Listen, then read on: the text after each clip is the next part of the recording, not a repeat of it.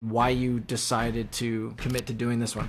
This cowboy, he's old, but its design flourishes there that describe a world that isn't direct analogous to the Old West. So This is such a great presentation. It looks amazing. And then also the subtle animation going that extra mile. I mean, that's so good, dude. the most important part of this entire process is getting an amazing grayscale. If you can paint a grayscale where like the light, shadow, focal point, material definition are all like easily recognizable, then I think you've done like 80% of the work. This looks like more work than it actually was. A lot of this is really me just like kind of coming in and just sort of doing some broad color fills and painting things out. You know, like in the shadows here, I decided to add in some purples. Oh my god, that little reflection in the sclera too, dude.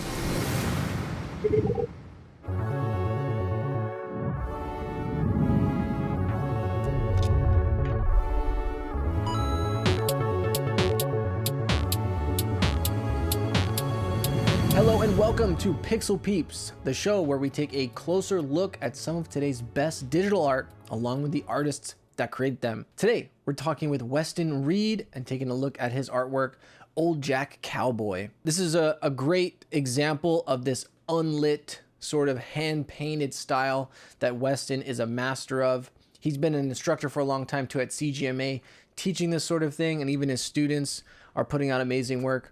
So it's great to get some insights and see the process of someone at this level. Weston's been in the game industry for a long time. He's been a lead character artist at Blizzard, Moonshot Games, and more recently now he's a principal artist at Lost Lake Games. So he's been in the industry for a long time. I think he's a master of this hand-painted style. So it's great to see how he does his thing. So links to the artwork in full resolution, an awesome presentation. I do encourage you to check it out and we get into some of the things he did in that presentation. So check that out in the links below and in the description. Other than that, sit back and enjoy my conversation with Weston Reid. Today we're taking a deep dive on this guy right here, Old Jack Cowboy. This is great. I'm really excited to talk to you about this. I was talking with you before we started here that I saw some artwork even from some students of yours. Just some shout out of these people too. Adrian, I saw this. I thought this was amazing. This one by Luis, amazing. So the thing, obviously these all have something in common, that they're awesome hand painted 2D but 3D vibes. They're animated, the presentation is sick, and they all mentored with you. So I'm excited to be able to talk to you about this because this is stuff that I don't get an opportunity to do professionally, and personally I want to do more of. So it's this hand painted thing. Anyways, super exciting. I think your work is awesome. And yeah, I'm excited to talk more about this one. You could tell me a little bit about this guy, just like in general, the idea behind this artwork and why you decided to commit to doing this one. I scoured around just sort of browsing ArtStation one day, saw this really awesome concept. I am not recalling the artist, but he does have credit there. Yeah, Johnny D. So he made this really cool concept, and I was like, man, like I really like some of the storytelling aspects of this cowboy. Like he's old, but its design flourishes there that sort of describe a world that isn't exactly, you know, direct analogous to the Old West. So, you know, there's like some things that start conjuring in the mind. I was like, I really like the shapes. I like the general design of it. So whenever I'm going to start on a project where I'm basing it off of a concept, you know, those are big things that I really look for. And something that is like not so explicitly described where I can also kind of like take my own artistic flourishes with it and hopefully like make it even better. So that's sort of like the goal of anything I'm doing personally, professionally, whether I'm doing it myself or instructing others or teaching people. How do you interpret a concept but also, you know, find those ways to improve on it, expand on it without radically redesigning it or changing it? That's the first thing I noticed when you compare the two. They're definitely like related, but it's not a one-to-one like it came off the page, which is interesting. I think they're both really cool and the differences are interesting too. Is there something, did you have like a goal in mind of kind of the remix, or did you just kind of let yourself do the things that you normally gravitate to, or is there anything conscious that you're editing for any reason? I think a lot of times, I'm sure you can relate to this, what works in 2D sometimes doesn't always translate super great into 3D. Like, you know, the moment you sort of like turn that character, like things can start really distorting and looking weird. So a lot of the sculpt work especially is about sort of trying to make that look as good as possible in all angles. There's some amount of like natural distortion and things you can expect when you're doing something that's that's particularly stylized like this, where, you make those concessions, but as much as possible, you want the things sort of read well in all aspects. So that's sort of like my starting baseline from that. Sometimes I'll even just bring in the concept directly into ZBrush, like usually just place it as like, I'll turn on the grid draw, stamp that thing in the like front view, and I'm literally just putting like super primitive shapes just into place, just to like just have the skeletal framework of it. Okay, cool. From there, it's like I start sort of like iterating and working and iterating, working. I've got the concept there. I'll gut check every once in a while with the concepts, but past a certain point, we're now like kind of driving down this road where my goal is to like make the 3D thing look as great as possible. The concept is now truly like the concept, right? So that's, I think, where some of that natural disparity comes between the two. But as much as possible is like really trying to honor the concept and do it great justice. I like that too, and I know other artists enjoy trying to make it as accurate as possible. I relate to what you're saying, and I feel like just by looking at it, it seems more like a collaboration, you know what I mean? Even though it's not a live dynamic one, it's that the artist made one thing, you made another thing, and you kind of get this third thing, if you know what I mean? Like by the combination, and as you say, like you get to a point, which is cool, where you've used the concept, and then now essentially you have the baton and you can finish it, and you get kind of a new different thing, which is exciting. Yeah, I mean, I think there's a lot of value to really training your eye to try to hit, like, really nail a concept. Certainly in, like, a lot of production environments, that's sort of mandatory. For, like, a personal piece, I find, like, a little bit more liberation. Yeah, exactly. With, like, kind of just pushing and pulling the shapes a little bit more, just sort of what feels more natural for me. I think there's, like, some shapes here where I've like kind of pushed them, not like wildly exaggerated. I'm looking at him like his shoulders maybe feel like a little frumpy, and maybe when I'm seeing him in 3D, I'm not trying to necessarily make him ultra heroic, but I don't want him to feel frail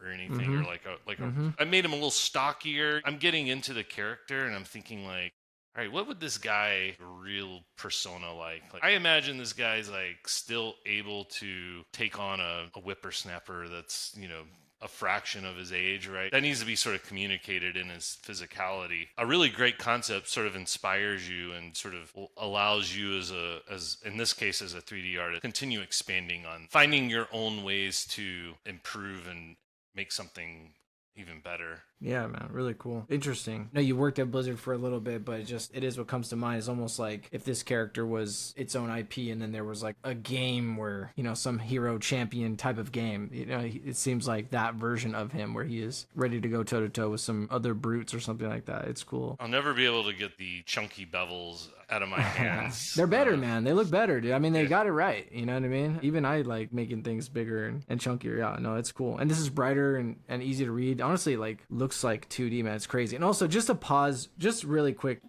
the presentation is insane, man. I mean, maybe we can end by talking about how you think about that, how you put it together. But this is so cool. While you're talking, I was looking at this. Like, this is such a great presentation. It looks amazing, and then also the subtle animation going that extra mile. I mean, that's fucking so good, dude. The animation and rigging there is like the most quick and bare bones sort of thing I could possibly do. I basically modeled the character in pose. And then I kind of thought in my head as I was kind of getting to the tail end of the high poly model, I was like, all right, what would I conceivably animate on this guy? And what would he be doing? One of the things I've learned through my own personal errors and instinct to try to over animate a lot of things, and actually will usually make the work worse, especially if you're just doing like a little idle animation. That's all I was really picturing in my head for this. So little movements that just sort of, it's alive. And with that in mind, I kept some real conscious limitations. I am not going to try to rig and weight all the elements around his waist. His legs are going to remain static. So everything else is like, all right, where can I make things sort of have a little bit of life without overcomplicating the process? And so did you just in Maya or something just make like 6 or 7 bones that look kind of weird, but it's just there to rotate and just skin? Okay, I didn't even build controllers or anything. Sure, I literally why not? I just animate the bones, just reverse grab that limb, and like if I need to sort of IK it, like just do it super hacky old school style. And then do you bake that to vertex animation to bring into Marmoset, or can you just bring over an FBX with bones and stuff to like publish it like this online? Like it's so clean. Yeah, this is just the FBX with animation exported. Sick, man. Just brought into Marmoset. So cool. Yeah, I almost don't want to get into the albedo yet because I'm excited to talk to you about that. Well, maybe if you don't mind, like it'd be cool to see the model and talk a little bit, get into like your process a bit. How do you start? You mentioned ZBrush. Do you start these characters in ZBrush? Yeah, I basically build everything in ZBrush. So whether it's hard surface or organics, I'm a real big believer in like I want to minimize the amount of softwares I have to kind of juggle through. And over the years, I've become like really, really comfortable with like Z Modeler and okay, cool, like dynamic sub Ds and stuff like that. So a lot of this guy is that. Okay, great. So me too. I like that. How long did this project take you? Kind of worked on it like during evenings and random hours, and sometimes like you don't have the full creative juju after a day of work. I guess if I were to guesstimate, it was probably somewhere around like it would probably be equivalent to like 3 weeks of like dev work, so like maybe 120 hours, give or take. In the end, you start with the grid, and you're measuring pretty accurately, at least in the beginning, to get set up. Well, I kind of do two things. I'll bring in like an existing mannequin or scale ref that I have just to be like on universal scale. Yeah. So this is like the most dude, like love seeing it. Hell yeah, dude. My belief is like make it functional and ugly, and then and then build it from there. So my goal with this is we turn that on. Yeah, like dude. So we got our dude in there. This is the most sort of check my math kind of idea of where things live. So I'll turn it into like draw mode. I'm only concerned with just like the big primary shapes here, and these are like almost all this gets rebuilt. But you're getting the major proportions close, at least to start with. Yeah, I'm just there to sort of check my math. And a couple of the things that I try to do, especially with this guy, was like, I knew that I was going to eventually get to a point where I need to like pose this character. And one of the things, if you're going to like sculpt a character like this, at least in the fashion that I'm doing it, was working with something that's like heavily dynameshed when it's like a giant jacket or something. If I want like a really intentional sweep and curve and shape to like a fold coming off of his shoulder, it's just infinitely harder. Whereas if I just build this thing with like literally just, in this case, it doesn't even have thickness. It's just like basically just some cylinders that got extruded and kind of wired up with another cylinder. I know that I can manipulate stuff like this, even with it being as ugly as it is right now. Like I just know in my head, like going forward, there's going to be a point where I'll be able to make pretty on this, but I don't want to like introduce challenges so early where I'm like, oh my God, I'm dealing with this geometry that like I can't get the exact sort of sweep and curve and shape to something that I want. I feel you. I feel so strong about this. We share the same soapbox. This is what you made and what you're working with at this stage. Yes. Yeah. Which is good because what you're describing is like there's a tendency that people have that, hey, let's use Dynamesh and like sculpt this like it's clay, but you're creating a lot of resistance for yourself. Whereas if you have the fewest amount of verts possible, you're actually way faster and you can make these big sweeping changes. And the subdivisions is what gives you perfect arcs and shit. And then later you can always sculpt if you want. But like staying as low as possible, I think it's so important for people that are into this stuff to see how low this is. This is good. I actually work a really, really long time before I even like commit to any. Before where I you even actually, commit. where it's not dynamic, where you're actually like, I'm committing, right? That's Yeah.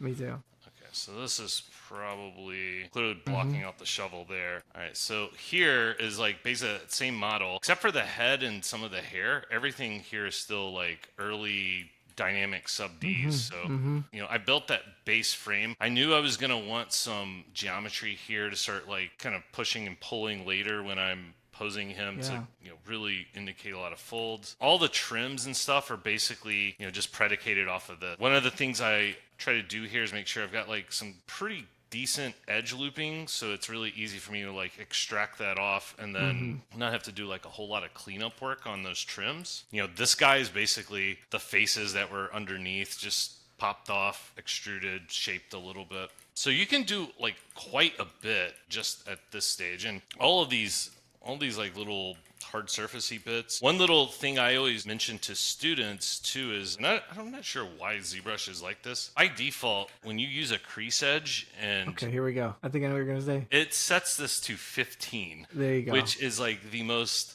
sharp. like aliased line you're ever gonna get. So you crease edge that, and then you turn on dynamic sub D, and then you just have like an aliased line. So the rule of thumb here is like whatever your smooth subdivision level is, make sure your crease level is lower than that.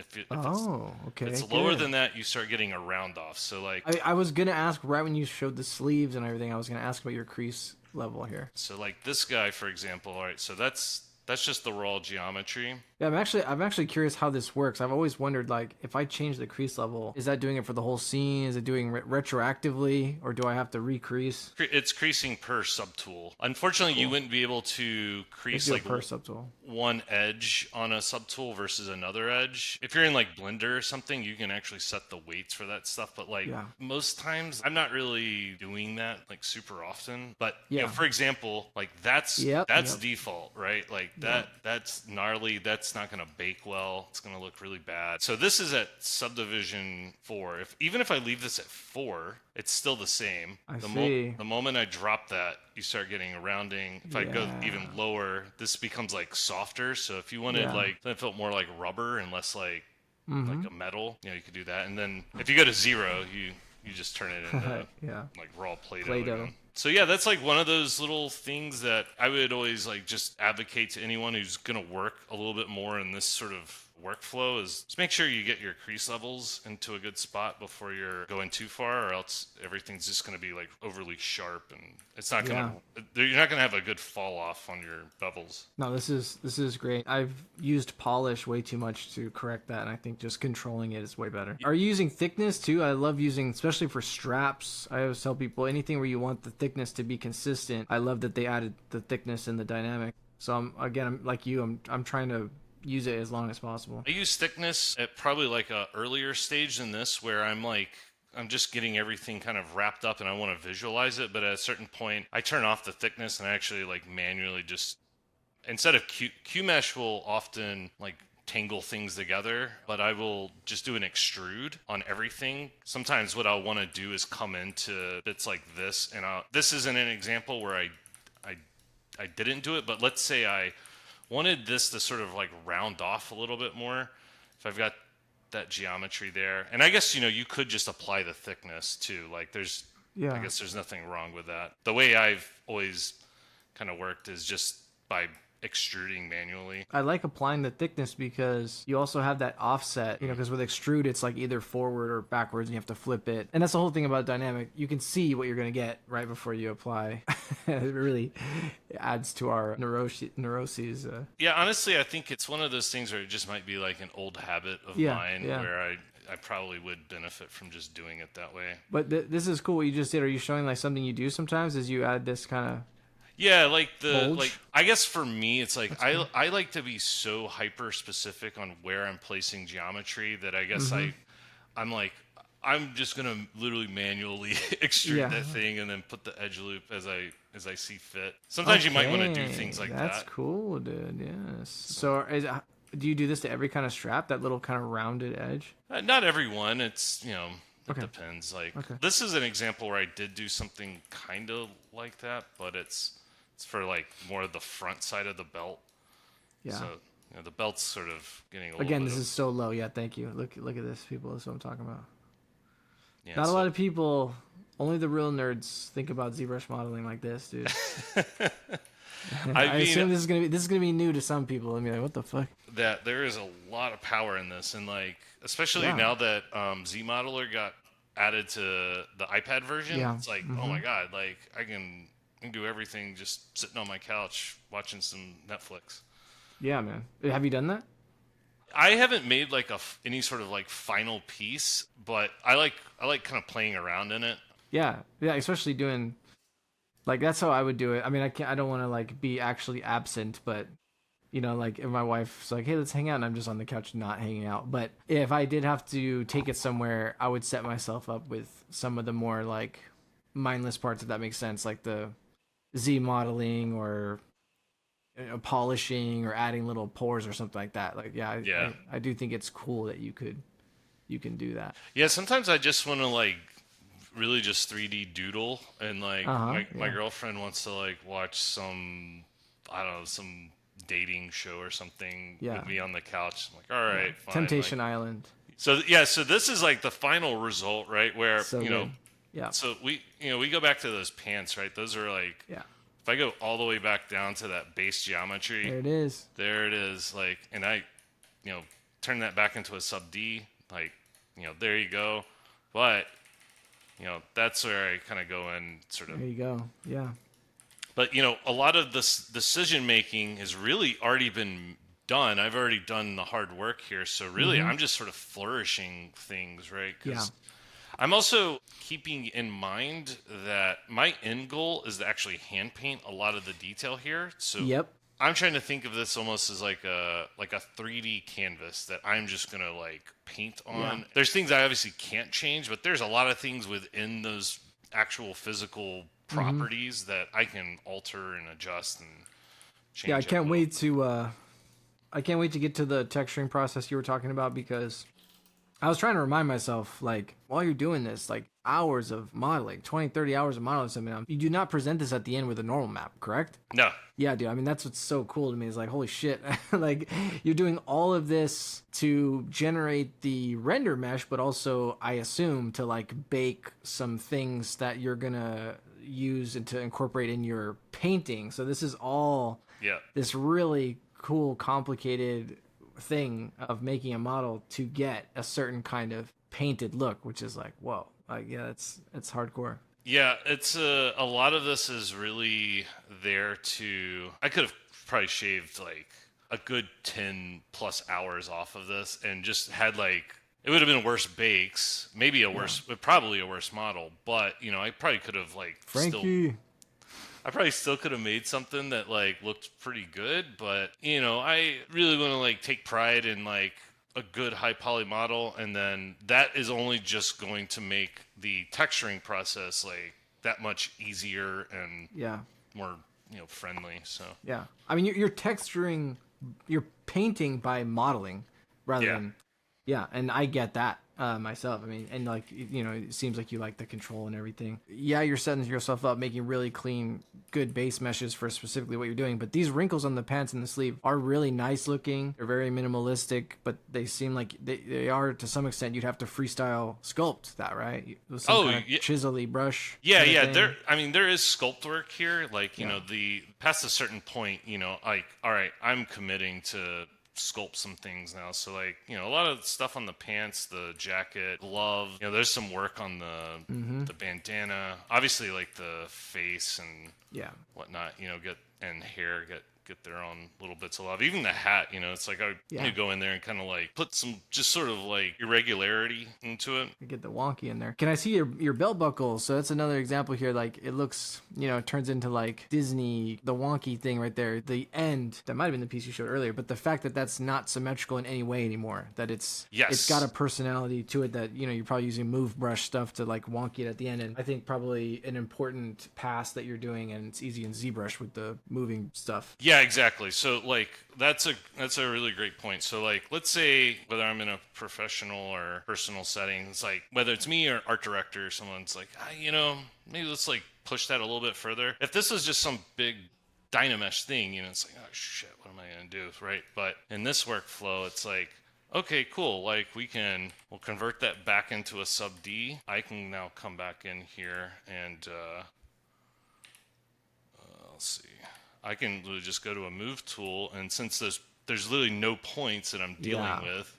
Yeah. It's like very little points, but now you get these really cool flares and stuff. Yeah, so like this is the stuff where I find, especially for the kind of work I typically do, like this to be so advantageous, because I can just make these changes so quickly, and I'm not gonna have like wobbles and just sort of funky stuff going on.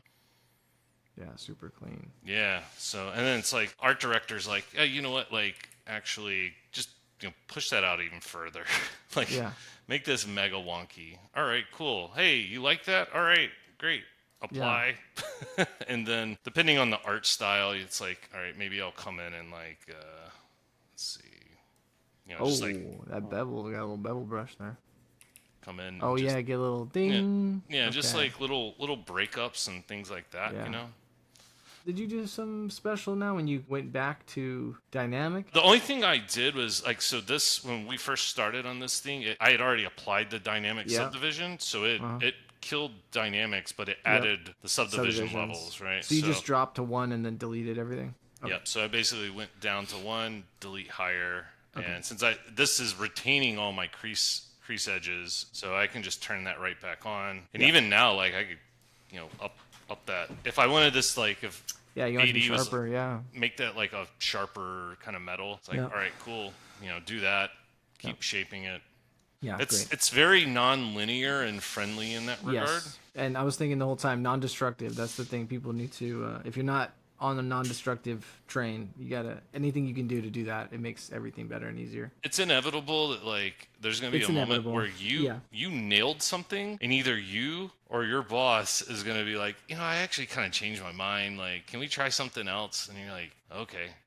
So you want to be able to like kind of anticipate that even for yourself. Even for yourself, yep. Like making it easy to iterate. It lets you take your work so much farther, Yeah, and it actually gives you a lot of opportunity to feel the freedom to experiment, where it's like, maybe I will just like tinker around with some of these things, and just maybe there's a happy accident here that I'm not thinking about. You don't have that same resistance of like, ooh, in your mind, it's a tiny bit of a chore where you're like, maybe I won't. Yeah. Let's talk about how you go from this to the render mesh. I do pose characters too for my personal work because it's fun. And at work, you have to deliver things in a neutral pose for rigging because it's part of this big collaborative thing. And you don't have to do that at home. And sometimes that's confusing to people. But it's just for me, and I'm assuming for you, like when you make characters for fun and you're not doing it for production, the whole point of making characters is for them to feel alive. That's the magic of it. So doing things in a pose is just, it's more fun. It's a way to make it look alive. It's a way to break the kind of stuff we do in a job. So definitely no reason other than if you're going to rig something to model it in a pose. It's a very awkward pose too. People don't stand around like that. So a lot of the times it feels awkward. So if that's not going to be your final form, it makes sense to treat these more like a statue. If you want to make production models, then do one in a neutral pose. So I think those are separate goals that I think is important for people to think about before they start. Yeah, absolutely. And I would certainly say to like anyone who is aspiring to work in the game industry, it's totally cool to have like these examples, like sculpted stuff oftentimes where it's in pose will often feel more natural. It's probably gonna like reflect some of like your better tendencies as an artist. But if you can also mirror that with like, hey, here is a thing I made in a bind pose, and maybe I made like the most quick dummy rig for it just to communicate that you can do it. Knowledge base for like good topology and what a bind pose really means for like a rigger or an animator downstream from you. Like those things are like super awesome to have in a portfolio also. Yes, I do think the best would be having both in your portfolio examples, but when you're going to do a project, think about what you're going to do. But I think these, as we're seeing, these can be so much more eye-catching and obviously emotionally engaging, but it's important to show examples where a production person can go, we can do that. And sometimes too, like if the rigging and animation part of that is just like really scary and daunting, because like I get it, like there are times where I'm like, oh my god, I'm gonna like really sign myself up to like do this big rigging task. You can even like take that FPX, bring it into ZBrush, and like oftentimes, like if I'm feeling lazy, I just auto group based off UVs, and like that will usually give me like some good groupings where like I'll just go and just transpose master that thing into like some kind of decent pose. So like that's totally viable also. Yeah, man, I have done that on most of my projects in my portfolio. That exact thing. Something I'm looking into now for projects that I think is exciting for character artists is these automatic riggers. There's the free one, the Adobe's, not Movella, right? Mixamo. Yeah, Mixamo. So Mixamo can make a rig, and then Reallusion's AccuRig can make one. They have a free one, and it's pretty good. And, I mean, for an artist, you don't have to make a rig, and you can get controls and stuff you want. So yeah, those are dope because it's like you just put like a couple points and then just magic happens. Yeah, especially characters like this that have like they're humanoid with 5 fingers. Like it can figure it out, and I assume that tech's gonna get better and better. And so for doing the exact kind of stuff that you're doing right here, or if someone wants to do, I'm actually working on a project right now, bind pose to try this out just for presentation. Oh, cool. Okay, so yeah, let's talk about the render mesh. So you have this, and then for personal projects, I wouldn't expect you to do the whole production workflow. But what are you doing to turn this into what you're going to render? I won't like go into like a whole lot of depth here on like topology and UVs and anything like that. But one thing I will point out that is another benefit of this workflow is a lot of these elements. All right. You know what? You drop it down. I'm just going to go down to like subdivision level 2, let's say. Yeah. And I'm going to call that a day. And I'm basically going to do that for almost everything. And then if I need to like go in and like, maybe like pull out a couple edge loops or just things like that, like it is easy peasy. For this particular character, I didn't want to like get into the weeds of like heavy retopology. There would have been things I would have made like more of an effort to sort of make watertight or just sort of bake down. For the majority of this thing, I actually was able to just take like a lower subdivision of this model, kick it out, a little bit of cleanup, unwrap that thing, and like it's done. The only things where I actually really needed to do some retopo work was like some of the head and the beard, because I believe I merged those together because I knew I was gonna like kind of blend some of that. Okay, cool. But otherwise, that's basically the mesh. What about like Z remeshing the pants and shirt for the wrinkles? That's oh, okay. No, it's been a minute.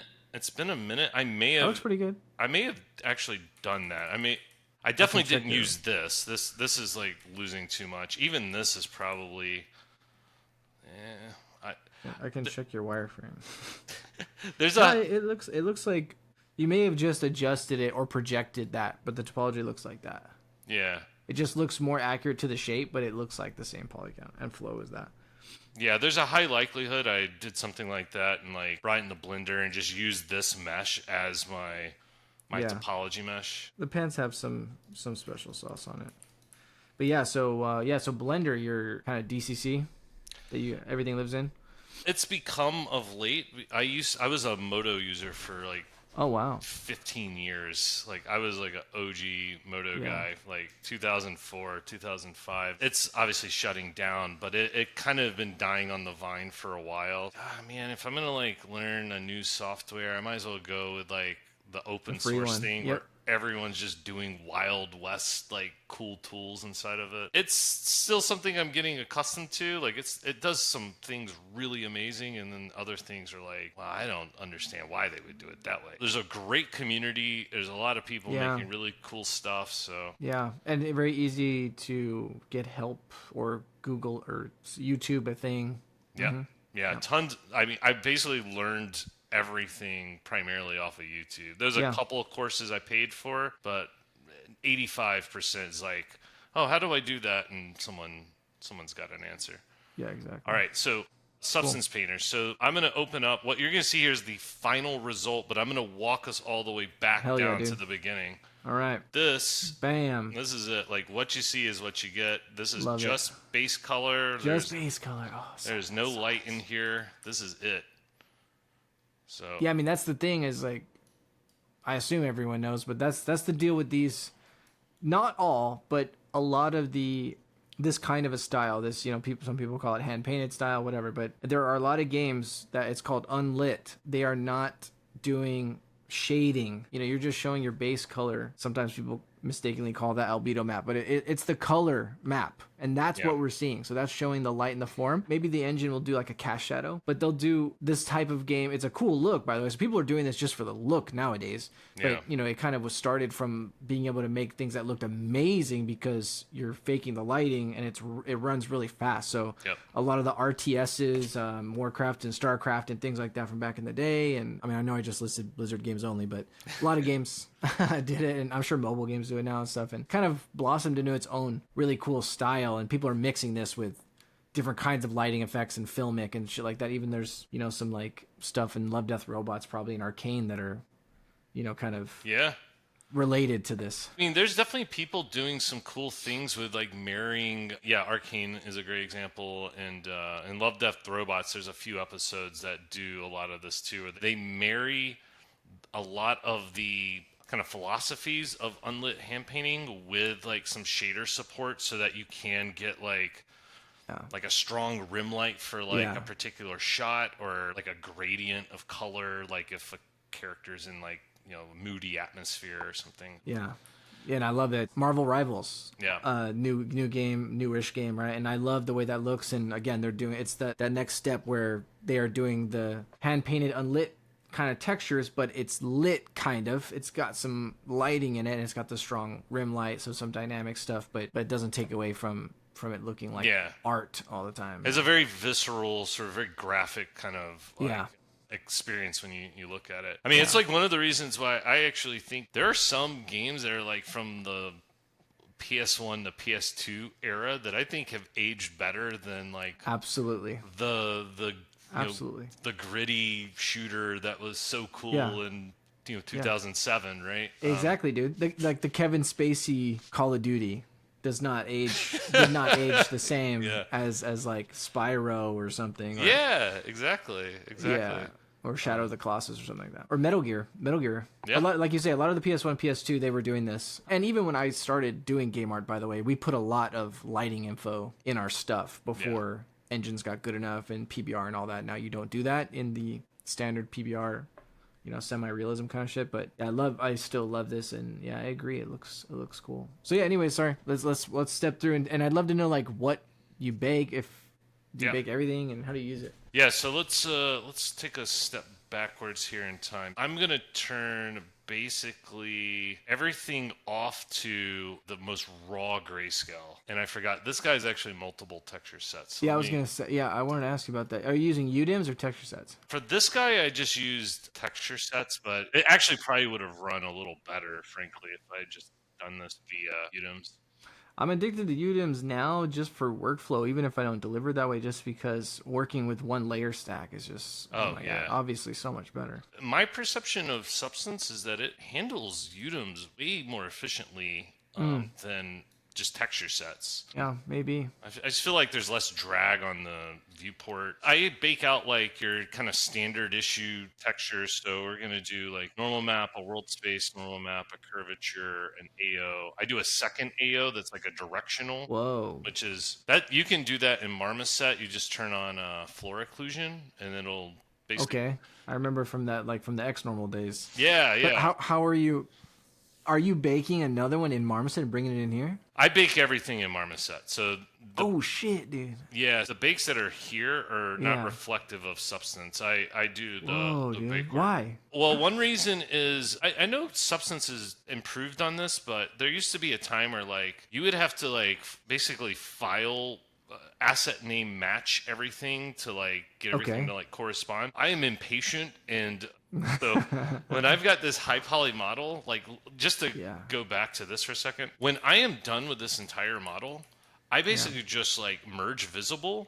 And since I have color IDs on this stuff, I just make sure that the color IDs, the poly paint's preserved when I decimate, and then I auto group the entire thing, and then I export it. It gives me a lot of stuff to contend with, but when I'm actually like done with the low poly in Marmoset, I can just make like I bring both of those in, and they're basically just like a bunch of chunks. So for me, it's like it's really convenient and easy to like just grab big things and just put them into folders, make another folder, another bake folder, another bake folder, and I just do it that way because like I just don't want to spend the time like renaming things. It's more visual too and like direct. Okay. Yeah. And by the way, it's cool to see you poly paint. I didn't ask about that. So you do poly paint and you decimate before you export.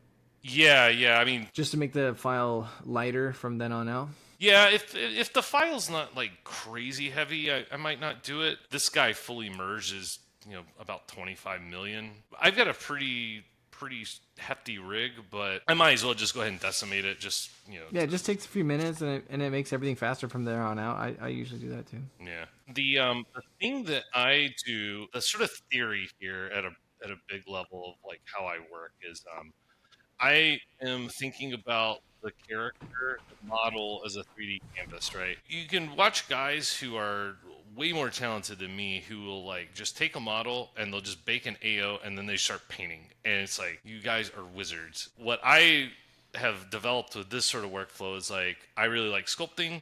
I really like the process of sculpting. I want to use the maps and the things that I make from that to sort of kickstart a lot of the texturing. And so a lot of this is like building a base grayscale. And then what I'm going to do, I'm treating Substance Painter in this case almost like a 3D Photoshop. Yeah. Whereas this is like my central repository, and there are things I'm doing in here like gradient mapping and like anything that requires like masking or like things where I need like a very explicit mask that I can always like pop back to. But I'm actually using 3D coat to do like a lot of the very artist painting because it's brush engine is incredible. And I have like sort of two modes of thinking here. Like one is I want to be non-destructive and I want to like preserve things and be able to like call back to things. And then there's a part of me that's like a natural painter. And when I'm naturally painting, like I do not want 500 layers, like both from a performance perspective, but just like almost psychologically when I'm painting, I want to like commit to the things that I'm doing. Because at the end of the day, it's like all I'm doing is just painting pixels. So like this isn't like I'm screwing up a normal map. Like if I mess something up, I can always paint it out. Always like kind of keeping that mindset in my head. So the idea at this stage is to get basically an underpainting. I want I see. something that like gives me a guidepost going into 3D coat where the real like paint work is going to happen. Okay. So just to recap, see if I follow. So you're baking the maps to get all the data from your high poly. You spend all the time like meticulously making that. And then here, you're going to use more procedural smart stuff here to do gradients and lighting stuff, and then to pick fill colors. And so you're going to have a pretty robust color and light thing. Then you're going to export that out as a flat map, bring that into 3D coat. Yeah. And then in 3D coat, you can just like with brushes kind of just sample and paint, and you're going to get the strokes. You're going to paint in and out and do a all in one flat layer. You're going to paint on top of that. Is that the word for it? Yeah, more or less. Like I'm going to really do. You're going to notice a big difference from like what this looks like to what the grayscale and 3D coat looks like. But generally, yeah, that is the goal. Yeah, and the idea is like the mindsets are different, right? Like this is all about being very sort of methodical. Sometimes in Substance, I can tell when I'm doing the methodical part because I can do it all with a mouse. Yeah.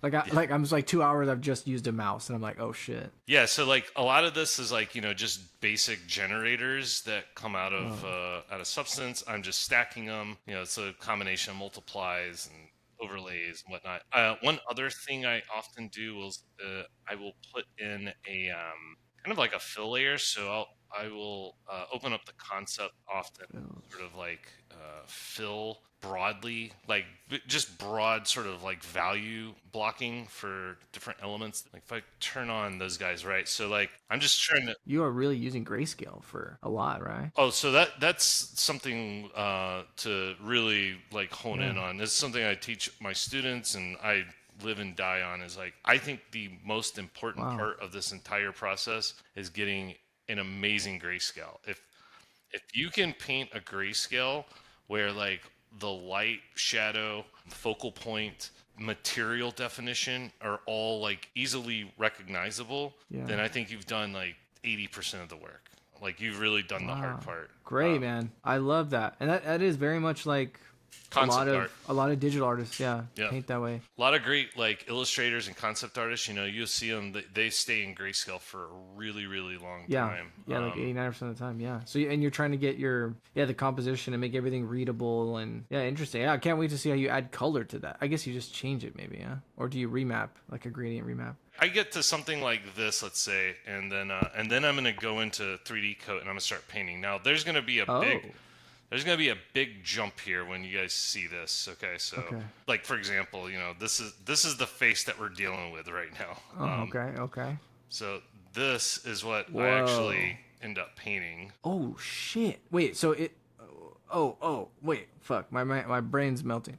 So when you open Substance first, though, were we looking at something that had gone to 3D coat and come back? The very end, Like yes. when you first opened Substance, remember Yeah. it looked like the finished work. Yeah, yeah. Oh shit. So Okay. So what you showed is the first step you do in Substance. This is it.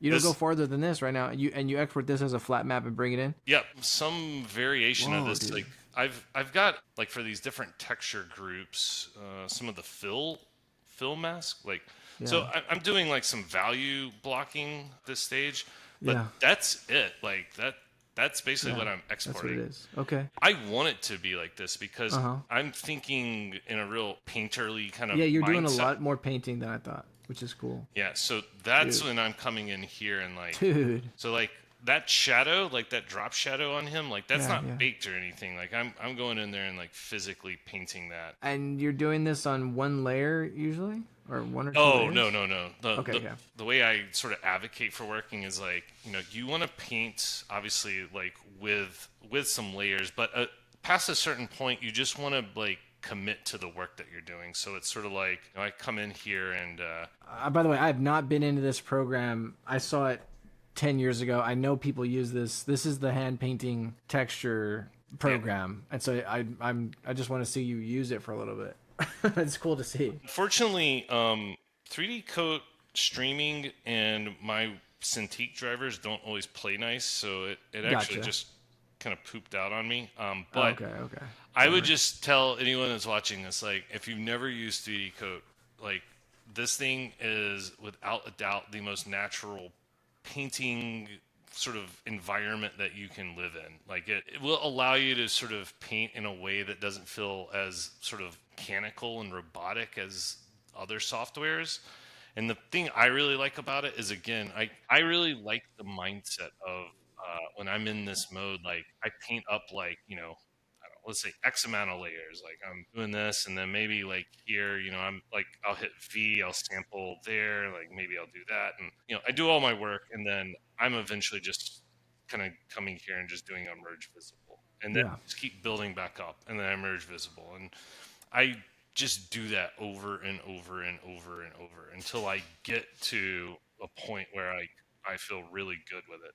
The only things where Wow. maybe I preserve the layer would be if there was like some sort of like sigil or some sort of like thing where I needed to export that as a mask or something where I could easily grab that information back in a painter. But in the case of this guy, like he has like patterning on his vest and on his pants, and that stuff was something where I was like, I think this will be better for me to just do that in Substance. So I Yeah. kept it pretty clean here for the grayscale. Dude, it's so cool. Like it is. This is the biggest takeaway for me is seeing this in grayscale, and like this looks like a painting that has a desaturate Yeah. on it, and I would have never guessed that you're making that. Like you still have not done color, and you make the whole thing. That is really cool and really different. I tell everyone, it's like if you can nail this part, Yeah. you've done the real hard work. Like,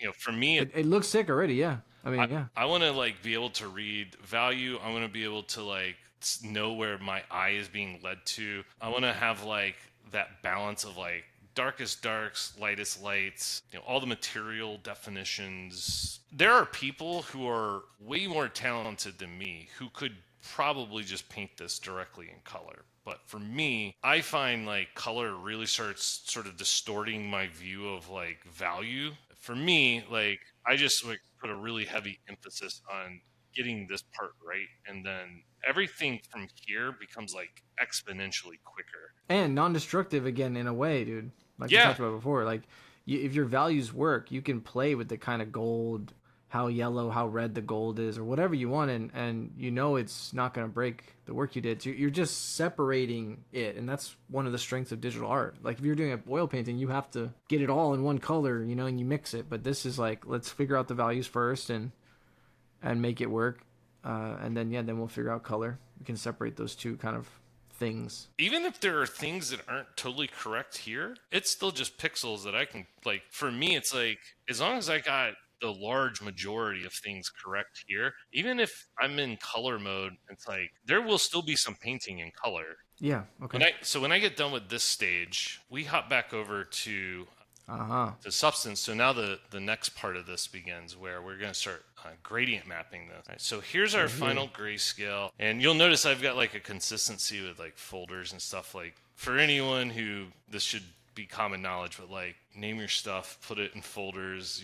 You will thank Yeah. yourself Yeah. so much Everyone later. has to learn that the hard way. I think they'll hear it and then one day they'll be like, "Ah, fuck, layer 72, which one is it?" And they'll know. Like, oh man, what was I thinking here? So we got the grayscale.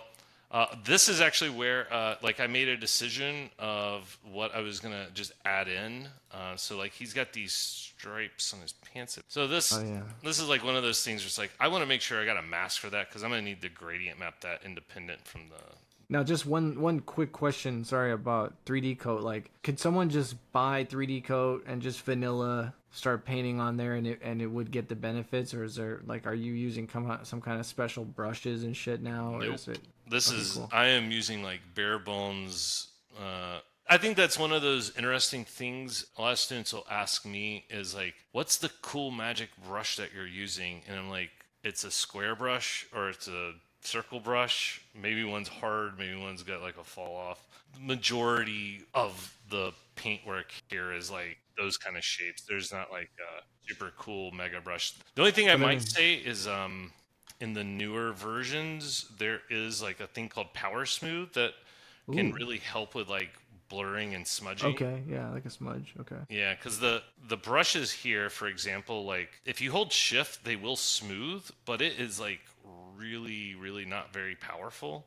Yeah. Like you can barely even see what's going on there. So they added this thing called Power Smooth, and this will start Okay. Yeah. blending things as you would sort of Yeah, that's anticipate. cool. Now I feel like we did gloss over this stage. This stage seems like the most important single stage of the final look here, and I think it's probably seems easier than it is. Like, this is hard to do. It takes a lot of time and practice just painting to learn how to do this right here. And I noticed little brushstrokes that I assume you're adding for flourish and stuff, which is that's kind of my favorite part of the hand painted look. They're Yeah. really low contrast but sharp edges, where you just have a brushstroke here and there that's visible in some places, like on the leather. I see, Yeah. that's really cool, and I think, yeah, just crucial to the final result. So yeah, just getting here is not gonna.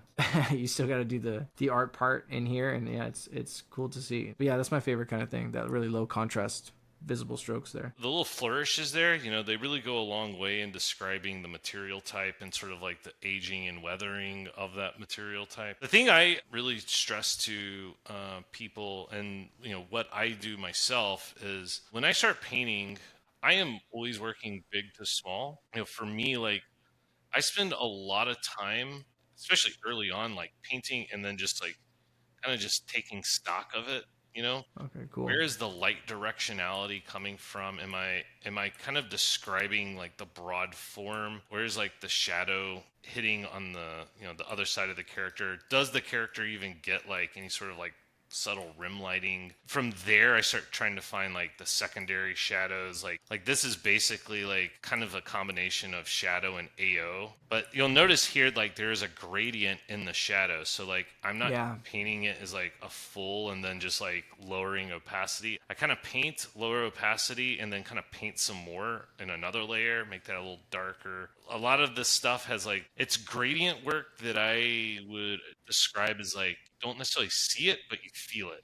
Yep. Yep. Shadow. You see that, like, closer to the armpit, that cast shadow that has like the spike to it. It starts sharp and then it starts to blur towards the tip. You have the hard to soft edge that makes it feel more like it's having a fall off, and that's an artistic shadow that you added, but just the gradient in the value, the hard to soft gradient in the actual outline, like, yeah, that's somewhat small stuff, but I think in aggregate is what gives it the appealing look in the end. Yeah, like even like this shadow coming off of his, because I know like the light source is hitting here. I want there to be some shadow here to help sort of round off that volume. So, the shadow is going to be like a little darker and stronger here, but as we're coming around here, like that really starts to sort of dissipate and almost turn into more like ambient occlusion. I love all the hard and soft, and I also love metal highlight, the little tings there. Yeah. One thing I like to do with metal is I try to paint the highlight. I feel like people often kind of struggle with like hair, like anisotropic highlights and metal Mm-hmm. highlights, especially. What I try to do is paint this in two stages. So you'll notice there's this like outer kind of highlight, and this one Mm-hmm. is not Yeah. nearly as bright. It sort of takes on this banded effect. So like I try to paint, let's say this is where the highlight's going to be. I overextend the amount of that highlight because what I'm going to do next is come in with a eraser. This is purely dexterity based, so this might not work super great without pressure sensitivity, but I want to like, And that's how you get that kind of gradient a little bit. yeah, it's how you end up with like that sort of banded Uh look. huh. Uh huh. Kind of feels like appropriate for like a lot of metals and whatnot. So Yeah. There you go. pull it out like that. Yeah. So you kind of do that, and then the next layer, I make another one, and then this one. So I'm always looking at my value. And Okay. Great. I'm always calculating. I'm like, all right, that's at 61%. So if I really want this to pop, let's like crank that up to maybe like 80. Yeah. Good. I wanted to ask because people that get really into the values, I'm sure you have thoughts on the darkest dark and the lightest light. And I see you're not going pure white, even on your metal tings here. Yes. What are your thoughts on that? I think there are like certainly small moments where you really want to like go like full white and full black, but they are very limited. So the maybe like the strongest highlight on this entire guy is this. I was gonna ask about the highlight in the eye, dude. Right when you said it, I was like, "What about the highlight in the eye?" Yeah. Maybe just that one, because the other eye doesn't have white. Yeah, well, the other eye's in shadow, right? So Yeah. it's a little lighter. Like the most inner recessed areas Yeah. that are like Yeah. completely occluded, those go full black. Like some of this is getting kind of close, but like yeah, generally, unlike in PBR, like stylized PBR, even you kind of want to live in like a 90-10 kind of Yeah. threshold. I mean, even with this stuff, like what your eye would perceive as like 4 or 5% black when there's no other black in the scene, your eye will just naturally presume that that is black, and Hmm. sort of the same goes for white. I never try to go to 0 or 100, but like Yeah. there will be a lot of moments where I'm like I'm at like 3 or 6%, or I'm at 95%. I'm like really pushing to the edge. And those are for like, yeah, like you say, small things like cavities and the highest, some kind of focal point highlight, some kind of special thing. Yeah, exactly. Cool. I make a second kind of highlight layer here often. Another thing like I would also say is like I don't use a lot of layer styles. Like I'm usually Hmm. just painting in normal blend mode, and I'm just lowering the opacity for just a few things like the darkest darks, lightest lights, where it's like I might go to like a color dodge or a linear dodge and like a multiply. Like I'm trying to like wrap my head around what the value should be in normal blend mode as much as possible. Yeah. Okay. Here, like maybe I'll come in and Yeah, dude. blend that down. And like this is where I'm starting to kind of like look at it. And Better. like, all right, let's go back into the eraser. A lot of this stuff is about finding a sharp edge and then blurring and blending like an opposing edge. Often it's not always the Great. case, but it's something I always think about. That looks sick. I think we improved it, dude. I think so too. And also just good to see, like, that's the thing about 2D painting, that in the little bit that I did, that the paintings that I admire that have these really cool shapes, it's not a straightforward. It's like making a shape and painting in and out of it, like we just saw you do. You're carving it to make this. Now I'm gonna use a soft brush and come this way with it, and then you get these really cool, interesting shapes that don't look like a round brush. They look interesting. I do a lot of erasing, especially with highlights and shadows. Like I overextend it intentionally, and it gives me space to pull it back and kind of like get it to where I want. Okay, cool. Yeah, I want to see this remapping now. All right, so this part's pretty straightforward. Like if you've done anything of a similar ilk in like a Photoshop, you kind of get the idea. But at least here in Substance Painter, I'll go ahead and start kind of remapping things. For anyone who's unaware, the way you would go about doing this, so you're going to want to make a folder. Make sure it's set to pass through. Pass through is just going to read whatever is like directly underneath. In this case, we have our grayscale that we painted just applied as the the color fill. So if let's say I make a empty paint layer and then set this to pass through, then from here, if I come in, add a filter, and we'll just set that to color. That's all we really need. I will go find the gradient filter. So by default, this wants to blend in linear, but I feel like it kind of like clamps a lot of the value range, so I usually turn that off. And then from here, I just start setting colors. I usually try to work from the median value first, and I usually don't even start moving these things around or adding more points until I kind of get this first established. So I don't know, let's say like he's got blue pants this time, so All right. I'm trying to find something kind of comparable there. You know, I've always got the concept or whatever kind of on the other side too, so I can kind of, sometimes I'll color sample from it, but like I would also advocate for people not to be like too slavish to that, because there's going to be some natural drift in like what gets remapped, like from, you know, what you physically painted to like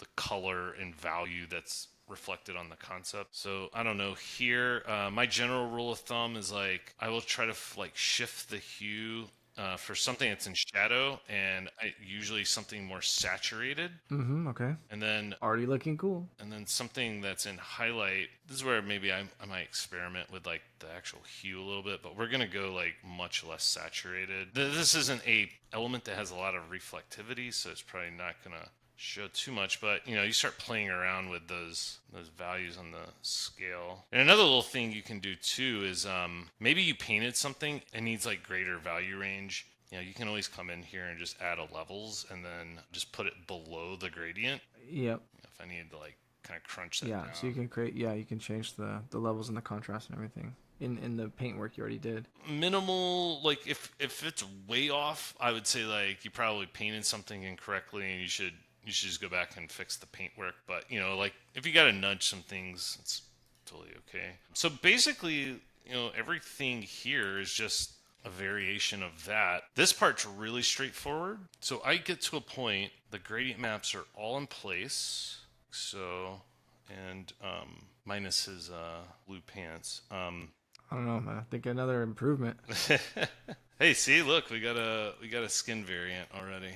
Yeah, that's true. When I get to a stage like this, now what I'm going to do is I'm exporting this back out, and we're going back into 3D Coat for our last paint round. So what we want to do next is take that to the final stage here. That'd be sick if you had that file with the layer that you could flip on and off. It might exist in this scene. Let's take a look. Have you tried painting? Because you know they added Photoshop brushes too to Substance Painter. Have you since tried, like, what if I tried to paint the grayscale in Substance? When's the last time you dipped your toe in the water? I know this works. I'm not telling you to. If it ain't broke, don't fix it. I'm just curious. Well, I'll say this. I did some contract work recently with a studio that, while they're not doing like a super, like they're not doing hand painting style quite like this, there was definitely a lot of like hand painting influence, and it was in a pseudo PBR kind of environment. One of the things we had to do was like explicitly work in Substance. So I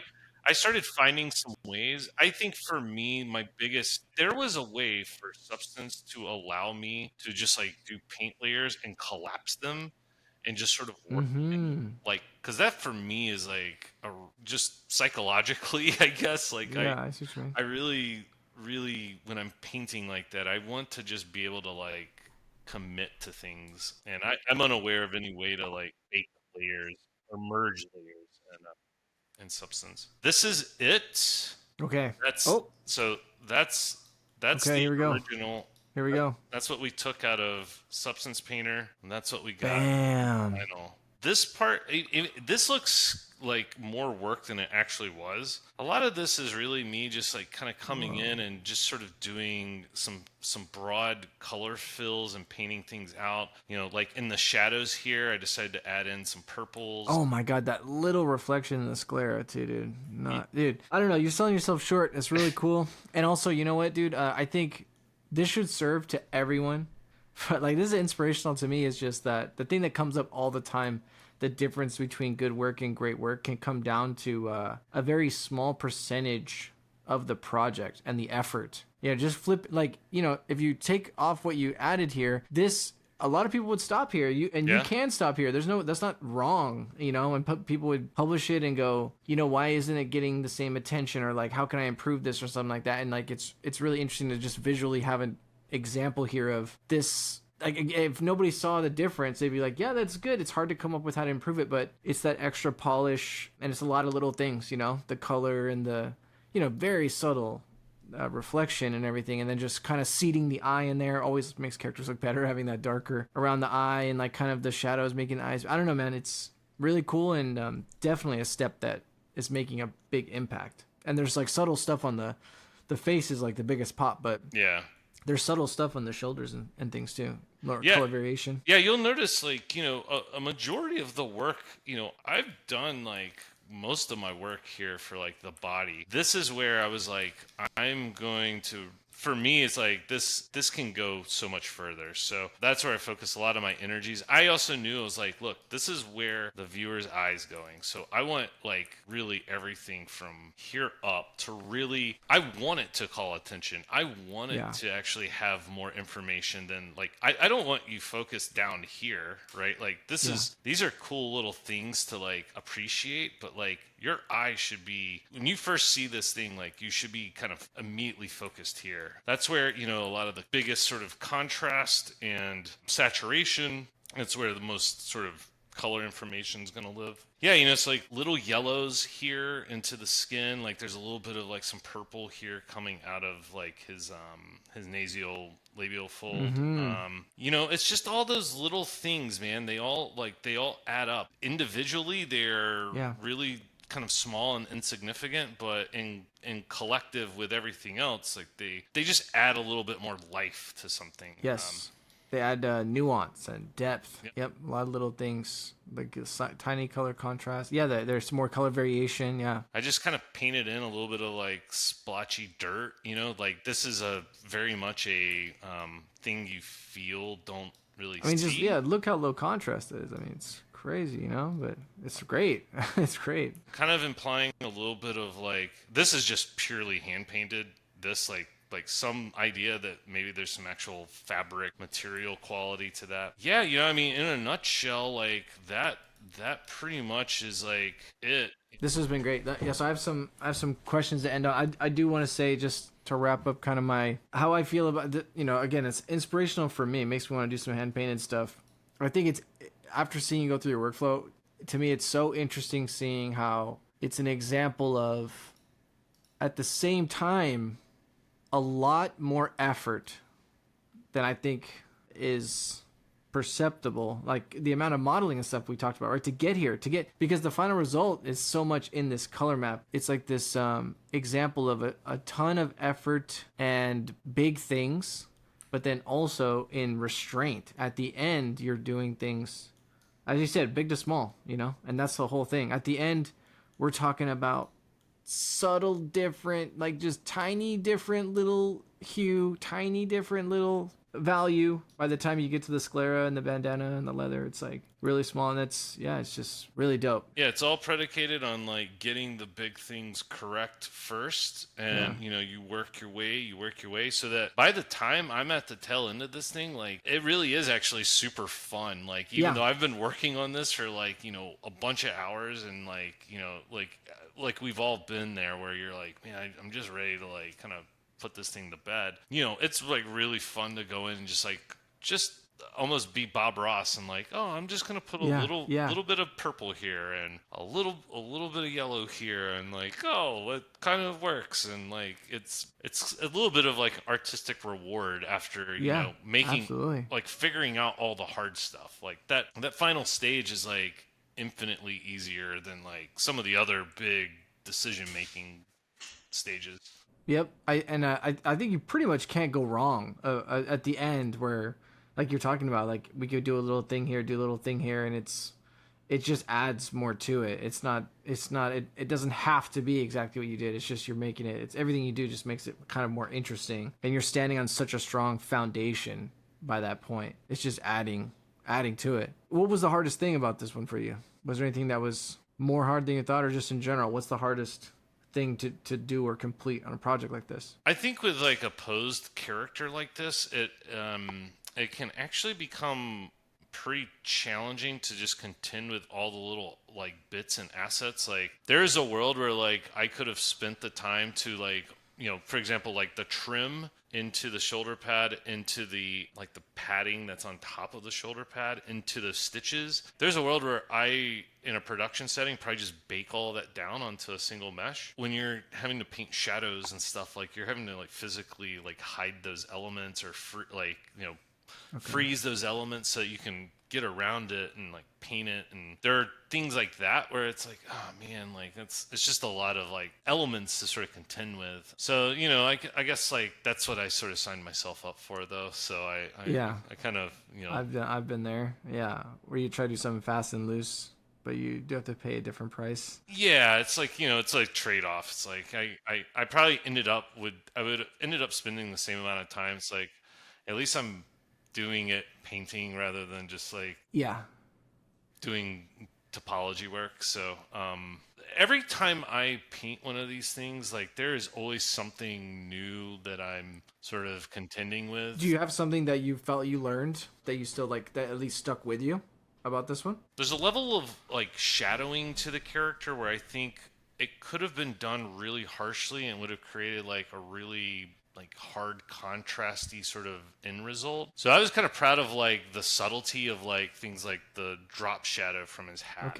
or cool. like some of the shadowing that's like on his inner arm. Essentially everything we're doing in unlit hand painting is just a balance of like painting shadow and light. If you extract the color out and we're just going back to like value ranges, we're really just like describing how light and shadow sort of interact with an object. That part's always like the one that I probably spend the most time on, is just like trying to really nail that, get the midtones, get highlights, secondary. Like, but for this guy, I think there was like some components of like the shadowing for him were just unique from like other posed unlit characters that I've made before. Yeah, each one of these is like it there's always going to be some new.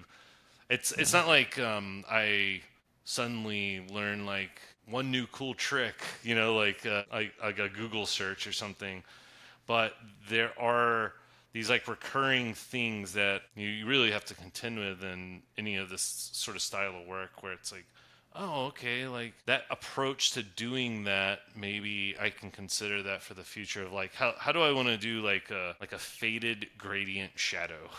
Like it's like you try a lot of different things, and then somewhere in the midst of that development it just sort of clicks, like in the middle of the process, and you start running with it, and then hopefully it's like certainly for this guy, it's like, all right, if I want to paint like a really nice gradient shadow, just here's how I would now go about doing that. Whereas maybe before I would kind of like caveman my way through it until I eventually got to what I wanted. Getting more efficient and more confident. Kind of, just kind of your style too, of evolving over time, that you got your go-tos that you like, and the shadows are cool. And it's a testament to where you are. That subtlety is like where you're growing, is in these like smaller things, because you've been doing it for so long. Looking at it now, is there something that you would want to change or you would do differently? Mm-hmm. Okay.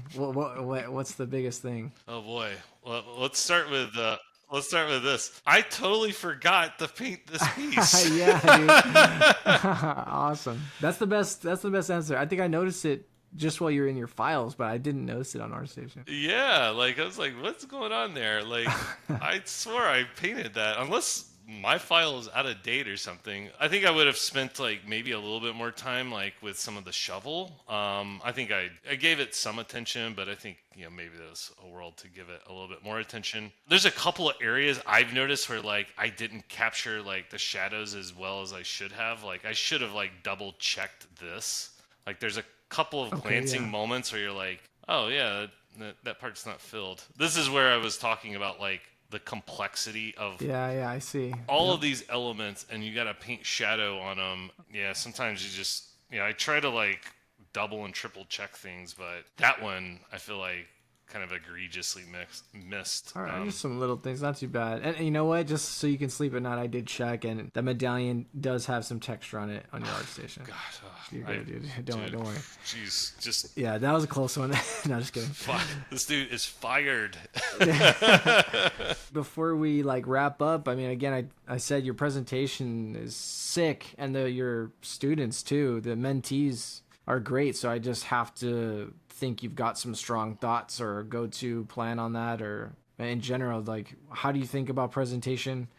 How much time do you dedicate to that? Do you have any thoughts about that in general, about presenting a finished piece like this on ArtStation? I mean, you could see like when I talk to students, I talk about the kind of order, the priority of like the thumbnail, and then when you click the thumbnail, what you see, and then as you scroll down, what are you seeing? And there's kind of a tier, of like the fewest amount of people are going to get to the bottom here. So you think about who is this for? And so I think this is a great example of that. This is for the people, the most nerdy shits at the bottom that they scrolled all the way down, usually professionals or aspirational people. And so you got this great, and it happened while we were doing this. I pulled it. I'm like, oh yeah, shit. It's like a live, really great first impression. It loaded fast. And you see the whole character, and then you kind of, as you scroll down, you get more details, Yeah, some of the things I think about, and it kind of mirrors, like I advocate a lot of the sort of same things you were mentioning, is like you're only going to get really one shot at this. Like if someone clicks on that thumbnail, like that first image like needs to communicate something, and it needs to be like pretty clear. I usually recommend doing something that is fairly centered. I wouldn't personally try to do anything that's like heavily dramatic or like camera angles that are like highly distorting of like the work you've done. Like, for me, like a lot of the work I do, because it's already like very stylized shapes, like the FOV on this stuff's really low. So like if you go with like a really high FOV, like you're taking something that's already kind of distorted and like further distorting it. Yeah. I see. So like I usually advocate for people to find a really good establishing shot. Don't try to like put too much in, like don't try to like over render the shot. Like if the work is good, the work will stand on its own in regards to this sort of work, because like this is truly like what you see is what you get. These marmoset scenes and renders, this is really cool. There's some vignetting, there's a little bit of like tone mapping on it, but like this is not heavily processed rendering by any stretch. I mean, you even put a ground and it's not even flat. And you're over there like, look at you, dude. And you fade it out. You're like, well, those are just like, those are like little subtleties that just sort of like, and that shadow I think is actually baked onto it too. If I wouldn't be surprised. I think the reason I did that was to get a better shadow. I was really adamant, like, no, this is a unlit hand painted scene. There is no physical light in there. So I think that was the only motivation for that. A good marmoset viewer file for this sort of work is awesome because it's like you're not going to have to contend with like compression or some of the things that viewer files suffer from with like more PBR specific. I agree. I mean, it's making me rethink it. If I do something like this, it'd be hard not to do it because it negates all the issues normally with this, except for one. How do you feel about if you do put this on Marmoset, people can rip your file? Yeah, my opinion is like the thing is already posed. Like if somebody wants to steal it and they want to go through the effort of turning that into something usable, like just send me a copy, bro. You are you want it way more than me. Like you can have it. I like to do like from those establishing shots, like closer shots that sort of just really focus on the character. If there's any call outs, like some detail right here, it's like, oh, there's a bunch of like things going on right there, like call it out. You just wanted to highlight yes shadow. I can't unsee it. It's been taunting me ever since I it's intentional. It's a style choice. Yes, exactly. Turntables, cool. Like a good turntable image. One thing I recommend to students too is there's a tendency to like try to put like 6 and you end up with this wacko like aspect ratio, and then when that actually formats into like a website, it's like the image is like this, so you don't want it to be too crazy, you don't want it to be too big, you don't want it to be too many. Too many is the most common mistake people make. They get every image, they can't choose maybe or whatever, and they just everything. Even this, I say, like, you have a lot, because you have the marmoset viewer. It's like, wow, like, do you even need images? But it's cool. It's not too much. It's a really good example of how to showcase your work, and you get to see the high poly too. That's a point I would also reiterate, is like there is a tendency to basically do renders of basically the same shot that's communicating the same thing, but like a slightly different angle. Like, oh, I did like a slight Dutch angle to this shot. But Yeah, it's like it's still saying the same thing, right? Like, yeah, exactly. Just remove the clutter out. This is just like a good process, of like. Yeah, hey, this is just good to share. You being a teacher and everything, I think it's good to see. And now it gives me a lot more context. Like, this literally looks like it's just a saturated final, which I guess it is in a way. That's awesome. All right, man. Well, thank you so much. Maybe we end on what you're kind of excited about right now, or what you're looking forward to. Do you have a project you're kind of wanting to do next? I always keep like a reservoir of like things that I want to do, whether they're my own sort of designs or concepts that pop up along the way. So I got some things sort of percolating in the brain right now. I just recently started a new job, so I getting sort of acquainted with that, and then like inevitably the artistic itch comes to start painting something again. So I'm easy to find on social medias. I like to post work in progress and sort of share it warts and all. So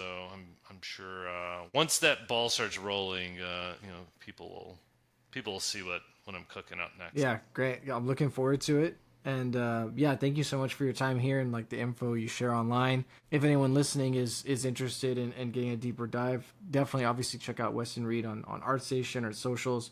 He teaches a class at CGMA occasionally, which you might be able to get into. He does some private mentorships if you're people that are really hardcore about this. And thank you again for your time and info today. It's been great to see and learn from your process. It's really inspiring for me. Yeah, super pleasure. Always been a big fan of your work. Really love everything you're doing here with like the channel and just sort of teaching and promoting and passing the ball forward. So happy to be here. Appreciate it. Thank you, dude. All right, man. Well, thank you to everyone listening. Go make some cool stuff, and I'll see you guys in the next one. Peace out.